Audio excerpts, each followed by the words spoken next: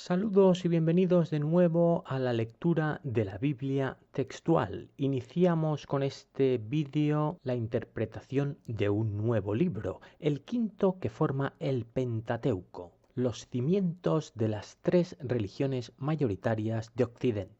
Con el ánimo renovado desde la última ocasión en que nos encontramos, iniciamos esta nueva serie de vídeos no sin antes recordar que esta es una lectura desde un punto de vista absolutamente agnóstico y con el único objetivo de descubrir la realidad de la existencia de este único Dios. Esta revelación solo nos puede llegar al hombre a través del único testimonio que tenemos de él, la Biblia. De momento, esta búsqueda solo nos ha ocasionado decepción, pero teniendo en cuenta que hemos sido educados en la importancia de la fe, nos encomendamos a ella deseando que sea aquí donde se nos revele la existencia de Dios. Deuteronomio, capítulo 1. Moisés recuerda a Israel las promesas de Jehová en Joreb. Estas son las palabras que habló Moisés a todo Israel al otro lado del Jordán en el desierto, en el Arabá frente a Suf, entre Parán, Tofel, Labán, Hazerot y Dizahab. Pues bien y mal. Bien porque a diferencia de lo que nos tiene acostumbrados, de buenas a primeras nos sitúa. Esto es de agradecer. Además, lo hace justo allí donde nos dejó, al otro lado del Jordán. Y geográficamente resulta más concreto. ¿Y mal por qué? Pues porque si estas son las palabras que habló Moisés, ¿quién escribe? Ya dudamos de que la última parte de Números no fuera escrita por él, que tuviera otros autores. Realmente no importa demasiado quién lo haga, pero sí cuándo lo haga. Y esto sí que no sabemos cuándo se escribió. Así que mal, muy mal. 11 jornadas hay desde Joreb por el camino del monte Seir hasta Cades Barnea. Mal, además, cuando nos nombra un tal Joreb, que si buscamos resulta que es el monte Sinaí. Acaba de cambiar de nombre. ¿Por qué? ¿Quién le llama así? Y sobre todo, ¿desde cuándo? Para aquellos que todavía crean en las fábulas contadas sobre los 40 años en el desierto, fijaos que únicamente hay 11 jornadas desde el monte Sinaí hasta aquí, Cades Barnea, una localización cercana del sitio que nos ha señalado en el primer versículo. Y sucedió en el año 40, en el mes 11, el primero del mes, que Moisés habló a los hijos de Israel conforme a todo lo que Yahvé le había ordenado acerca de ellos. Aquí están esos 40 años, un largo período que nada tiene que ver con que se hayan perdido en el desierto, sino posiblemente en el más cruel de los castigos, la extinción total de una generación. Al cabo de 40 años y 11 meses, curioso de que esta gente ya tenga un calendario de 11 meses, justo en este primer día de mes, el autor nos va a decir qué es lo que dijo Moisés. Seguramente, espero al menos, que él estuviera presente. Después de derrotar a Sehón, rey amorreo que habitaba en Esbón, y de vencer a Edrei y a Og, rey de Basán, que habitaba en Astarot, el autor recuerda que fue Moisés, Faraón, quien habló al pueblo justo después de estas victorias. Allende el Jordán, pues, en tierra de Moab, se encargó Moisés de explicar esta ley diciendo: parece que allí en el Jordán, en tierra de Moabitas, finaliza una campaña de conquista y es allí donde Moisés decide explicar la ley, según el autor, repito. Yahvé, nuestro Dios, habló en Joreb diciendo: bastante tiempo habéis permanecido en este monte. Vamos a tener que acostumbrarnos de que lo que nosotros conocimos como Sinaí, que es tal y como Moisés le llamaba a este monte, el autor ahora decide llamarle Joreb. Volved y alzad el campamento y marchad a la serranía del amorreo, y a todos los lugares circunvecinos en el Arabá y en la serranía, en el llano, en el Negev y en la ribera del mar, tierra del Cananeo, y al Líbano, hasta el gran río, el río Éufrates. Evidentemente este es el deseo de Yahvé, Moisés Faraón, que su ejército se alce y marche hacia la conquista de estas tierras. ved que pongo la tierra delante de vosotros, entrad y tomad posesión de la tierra que Yahvé juró a vuestros padres, a Abraham, a Isaac y a Jacob, que la daría a ellos y a su descendencia después de ellos. Bien, sí, pues conocemos el pacto perfectamente, ya que los que hemos leído la Biblia desde el principio, esto lo hemos visto repetido durante varias veces.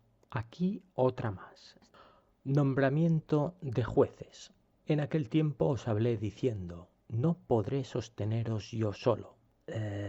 No exactamente. Primero, ¿en qué tiempo? En ese tiempo tan concreto como nos ha dicho esta primera parte del capítulo, no fue así. Según la interpretación textual de lo leído en el Éxodo, fue a la llegada del monte ahora llamado Horeb Sinaí, cuando el nuevo suegro de Moisés, que no coincidía con el primero que conocimos, le aconsejó a Moisés que nombrara jueces.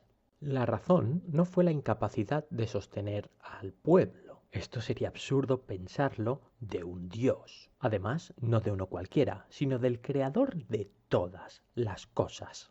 Así que la intención de este nombramiento de jueces no fue otra que protegerse a sí mismo, estratificar su sociedad. Yahvé vuestro Dios os ha multiplicado, y he aquí hoy sois como la multitud de las estrellas de los cielos. Pues no exactamente. Tras 40 años, Dios no los ha multiplicado, sino que los ha suplantado. Los 600.000 raptados originariamente de Egipto han sido extinguidos por deseos de este Yahvé. Los que abandonaron el monte Horeb hasta llegar aquí a esta ribera del Jordán son sus descendientes, más o menos en el mismo número, 600.000. Yahvé, Dios de vuestros padres, os aumente 1000 veces más de lo que sois y os bendiga tal como os ha hablado. Aunque no podemos identificar exactamente quién es el que escribe, sí podemos asegurar que no puede ser otro que un sacerdote, porque ningún otro que no sea santo puede utilizar el nombre de Yahvé en vano. Pero, ¿cómo podré soportar yo solo vuestra molestia y vuestra carga y vuestra contención? Esto lo pone en boca de Dios este sacerdote. Como yo, el Dios creador de todas las cosas, ¿cómo podré ser capaz de gobernar este pueblo de 600.000 esclavos? Dadme de vuestra parte varones sabios, entendidos y conocidos de vuestras tribus, a quienes yo ponga por caudillos vuestros. Un versículo muy democrático, nada que ver con la decisión original.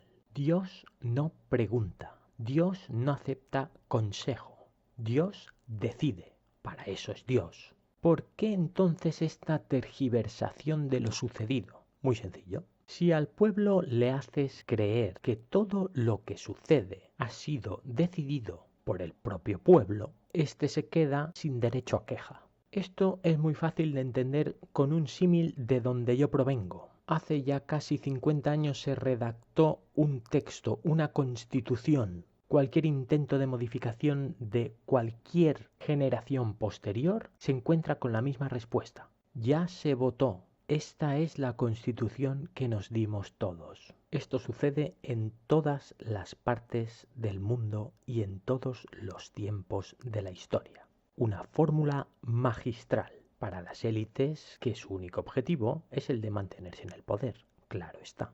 Si al pueblo le haces creer que son ellos quienes eligen sus jefes, estos jefes mandarán sobre ellos. Además, como es costumbre en Yahvé, eternamente.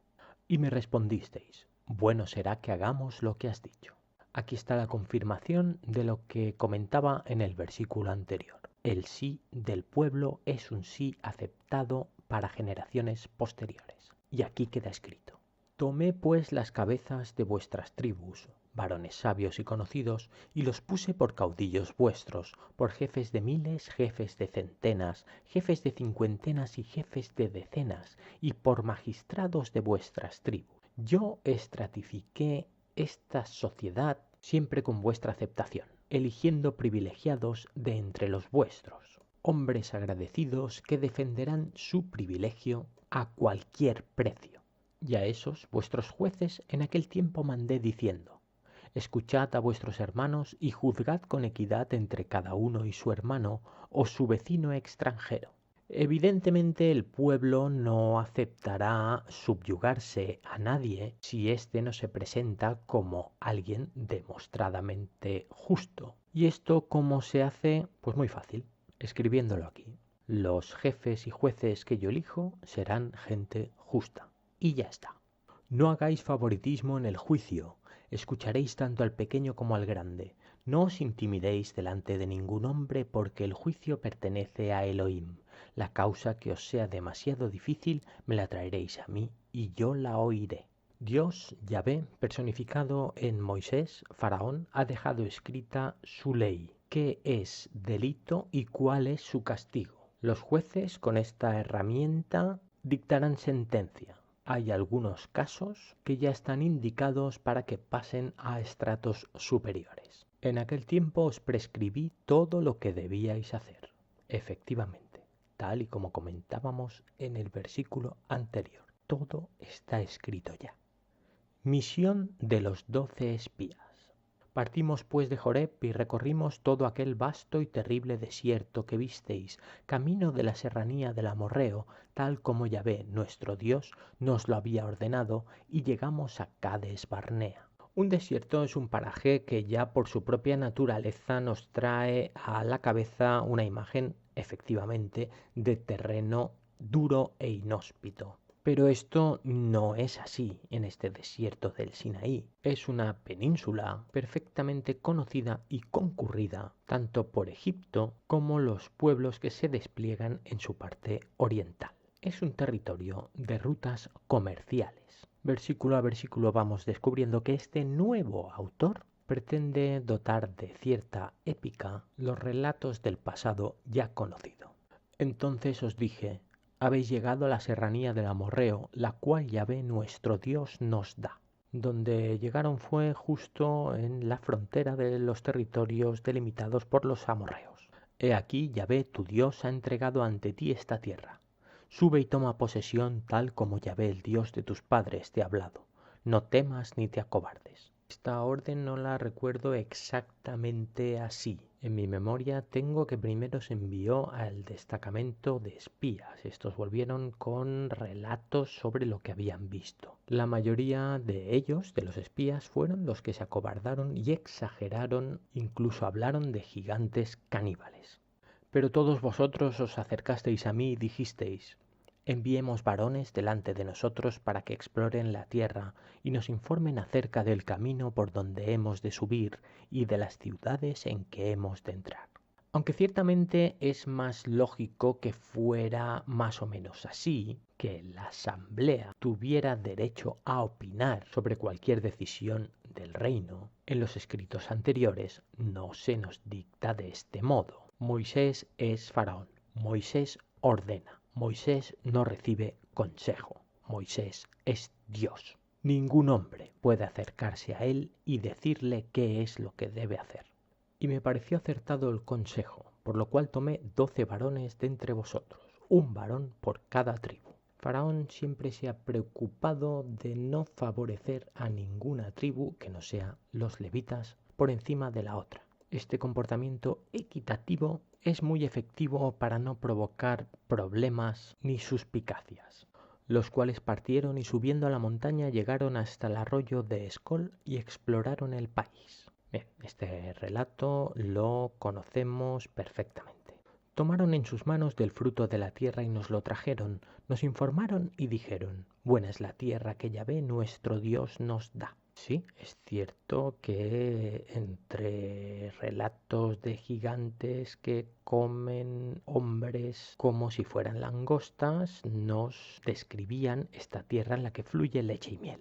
Pero no quisisteis entrar, antes os rebelasteis contra el mandamiento de Yahvé vuestro Dios. Sí, cierto, pero falta ese detalle de los gigantes que les esperaban al otro lado para comérselos. Esto no se lo inventó el pueblo, sino algunos del destacamento. Y murmurasteis en vuestras tiendas y dijisteis: porque nos aborrece Yahvé nos sacó de la tierra de Egipto para entregarnos en manos del amorreo y destruirnos. Cierto que el terror de imaginar que serían comida de seres sobrenaturales les llevó a bloquearse y no querer obedecer las órdenes de Yahvé, Moisés. ¿A dónde subiremos? Nuestros hermanos nos han hecho desmayar el corazón diciendo: este pueblo es más grande y más alto que nosotros, las ciudades son grandes e inexpugnables, amuralladas hasta los cielos, y hemos visto también allí a los hijos de Anac. Fijaos que el pueblo exactamente lo que dice es que ellos no es que se acobarden, es que no son unos insensatos, que lo que acaban de relatar estos exploradores es terrorífico por sí mismo, no tienen nada que hacer contra una nación de gigantes poderosos. Aquí además nos describe ciudades amuralladas y bien protegidas, pero esto no es lo que más temía esta nación de 600.000 efectivos. Entonces os dije: no os amedrentéis ni tengáis temor de ellos. No recuerdo exactamente si esto es lo que dijo Moisés, pero lo que seguramente sí que no recuerdo es que fuera un faraón tan comprensivo, ni tan contenido en su cólera. Porque Yahvé vuestro Dios, que va delante de vosotros, Él peleará por vosotros, así como lo hizo por vosotros en Egipto ante vuestros mismos ojos. Bien, no exactamente. Ante sus mismos ojos, no. En todo caso, ante los ojos de sus antepasados que han muerto en el desierto durante estos 40 años de extinción. Y tampoco en Egipto. Yahvé no peleó en Egipto. En todo caso, asesinó con alevosía y nocturnidad a los primogénitos de los que no estaban con él. Y si se refiere a la derrota relatada en el éxodo del ejército de Faraón, no fue mediante una lucha, sino que estas tropas egipcias murieron ahogadas en el Mar Rojo. Pero al autor lo que realmente le interesa es que perdure aquí cómo él cree o pretende que se recuerde este testimonio, aunque sea falso, para convertirlo en verdad.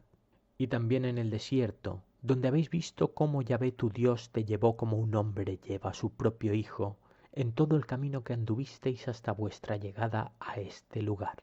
No exactamente. A no ser que esto de la paternidad haya cambiado mucho desde aquellos tiempos hasta ahora, no me imagino a ningún padre llevando a su hijo contra su voluntad a través de un terreno inhóspito, alimentándole únicamente de aquello que le lanza al suelo como si fuera un perro, y que ante cualquier contradicción este padre decida matarle o, en el mejor de los casos, despojarle de sus ropas hasta llegar al destino que él ha decidido unilateralmente.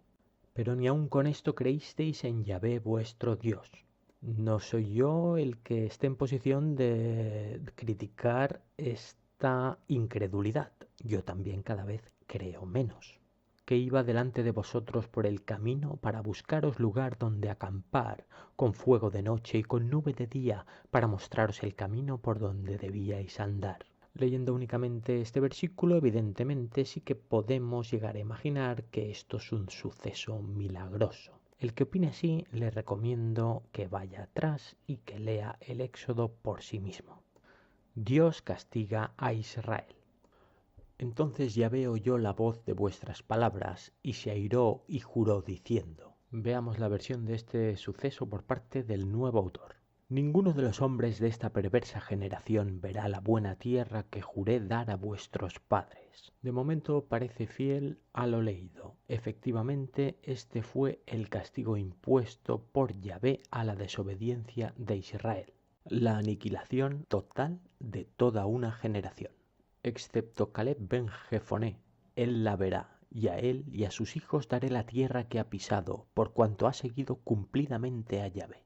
La desobediencia no tiene otra pena que la muerte. La fidelidad, en cambio, parece que se premia. Y digo parece, porque es curioso que únicamente hay ejemplos de este premio a aquellos personajes que ya forman parte de cierta élite. Caleb era uno de los 12 espías, uno de los 12 jefes, uno que ya tenía privilegios sobre sus iguales. Él decide por su tribu. Si alguno de sus súbditos directos decide desobedecer, Él ejecuta. Eso es exactamente lo que premia Yahvé, la intolerancia contra cualquier crítica a sus designios. Pues también contra mí se había irado Yahvé por causa vuestra y me dijo, tampoco tú entrarás allá. A lo interpretado en el versículo anterior, no existe excepción. Yahvé es el ser divino todopoderoso, creador de todas las cosas. Ningún rastro de humanidad le puede contradecir, ni siquiera su elegido en la tierra, Moisés. Este dudó de él en alguna ocasión. Esto no le será perdonado. ¿Qué posibilidad tendrá cualquier otro humano de que a él sí se le perdone? Ninguna. Y Josué ben Nun, que está delante de ti para servirte, él entrará allá. Anímale porque él hará que Israel la herede. Josué es el referente militar de esta gran nación, un ser proclamado divino, el capitán general de todos los ejércitos. Por lo tanto, seguramente, el apoyo más importante de Moisés. Y por Moisés no me refiero a Charlton Heston, al que ha sido condenado a no pisar la tierra prometida, a morir como morirán los demás hijos de Israel, sino a Moisés como título, Faraón. Sin la gracia del ejército es imposible sustentar esta nación. Sobre este personaje nos surgieron ciertas dudas de si podía haber llevado a cabo incluso un golpe de estado, si debíamos descartar la posibilidad de que se autoproclamara el siguiente faraón. Fijaos aquí en este versículo cómo indica que será gracias a él que Israel llegue a heredar la tierra prometida. Y vuestros pequeños, de quienes dijisteis que iban a ser una presa, y vuestros hijitos que hoy no conocen ni bien ni mal, ellos entrarán allá, porque a ellos la daré, y ellos la tomarán en posesión. Este Moisés, y por este me refiero al que decide aniquilar a toda una generación, es un dirigente cruel y déspota. Eso no significa que sea imbécil. Su pirámide social necesita una gran base. Los aniquilados deben ser reemplazados y únicamente cuenta con lo que se llevó de Egipto. Seguramente los amantes de lo concreto echarán en falta la descripción de lo que ocurrió durante estos 40 años. Conociendo de su puño y letra la terrible personalidad de este personaje, Moisés, casi que doy gracias por habernos librado de los relatos de lo que pudo pasar entre estos hijos a las órdenes de este faraón contra sus progenitores. Vosotros, empero, volveos y emprended la marcha hacia el desierto por el camino del Mar Rojo. Por otra parte, esta falta de datos facilita la tergiversación de lo sucedido, como nos demuestra este versículo, que no tiene ni el más mínimo reparo en contradecir lo leído, la palabra de Dios, aquella que desobedecerla o tergiversarla significaría morir. No, Dios no destierra a este pueblo. Lo confina 40 años hasta que no quede el último de los que salieron de Egipto. La derrota en Horma. Entonces respondiéndome dijisteis, hemos pecado contra Yahvé. Nosotros ciertamente subiremos y pelearemos tal como Yahvé nuestro Dios nos ha ordenado. Y os ceñisteis cada uno sus armas de guerra y os aprestasteis para subir temerariamente a la serranía. El pueblo ha sido instruido, pero no tenemos noticia de que haya sido armado. Puede que haya decidido obviarlo. Es posible. Veamos entonces cómo acabó este suceso que los que lo hemos leído ya conocemos. Pero Yahvé me dijo, diles, no subáis ni peleéis, pues yo no estoy entre vosotros, no sea que os veáis derrotados ante vuestros enemigos. No seáis insensatos, ¿dónde vais? Los habitantes de estas tierras están armados. Pero vaya, si los nuestros también, además, les superamos en número, 600.000. ¿Por qué se preocupa Yahvé entonces de no estar él con ellos? Y os hablé, pero no escuchasteis, sino que rebelasteis contra el dicho de Yahvé, y persistiendo con altivez, subisteis a la serranía. Ante la sentencia de muerte de Yahvé, del que ya saben perfectamente por sus actos que no habrá marcha atrás, todavía confían en la única opción que les queda, la conquista e implorar perdón. Moisés, insensible, les deja a su suerte. Entonces los amorreos que habitaban en aquella serranía salieron a vuestro encuentro y os derrotaron en Seir, y como suelen hacer las abejas, os persiguieron hasta Horma. En su momento calculamos que más o menos los habitantes de estos pueblos amorreos en contra de este gran ejército de Moisés tocaban, no recuerdo exactamente, pero eran más de 10 israelíes por cada amorreo. Una superioridad numérica aplastante. ¿Cómo entonces pudieron ser derrotados? Pues tal y como dice el texto literalmente, por una única causa: Yahvé no está con ellos. Y como para los que hemos leído la Biblia desde el principio, Yahvé ya ha dejado de ser un ser divino, el poder con el que cuenta solo es uno: las armas. Este pueblo no las tiene, los amorreos sí. Además, este pueblo, como nos decía el texto, y no lo ha contradicho, sigue mal alimentado y completamente desnudo. Aunque sean 10 contra 1, este uno cuenta con armaduras y armas para trinchar.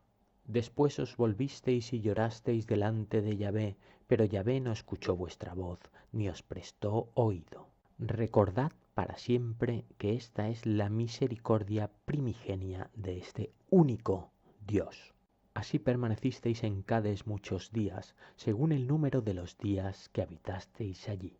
Este número de días al final sumará 40 años de confinamiento, sustentados con lo mínimo: un alimento básico lanzado al suelo, el agua justa para que no mueran y la única protección contra el frío y el calor de sus cuerpos. Así de esperanzadora termina nuestra primera lectura de este nuevo libro, Deuteronomio. Nos vemos en la siguiente. Un saludo.